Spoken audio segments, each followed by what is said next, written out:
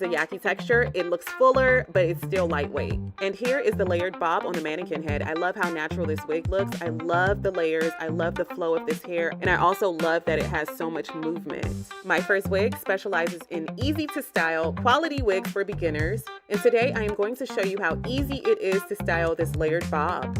You can absolutely use a flat iron or a curling iron to style this wig, but I'm going to be using the heated brush method to get lots of volume and movement.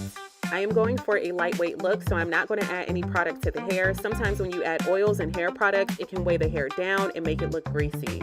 So I'm going for a feathered, blown out look. Heated brushes are perfect if you want effortless curls or volume without the harsh clamp of a curling iron. And for the curtain bangs, I am curling the hair backwards and using 2 rollers to set the curls. So I'm just grabbing the wig, placing it on my head in the proper placement, and then I'm going to tighten that elastic band in the back. And then I am going to tighten the drawstring, secure it underneath the wig, and then use my comb to secure that into place.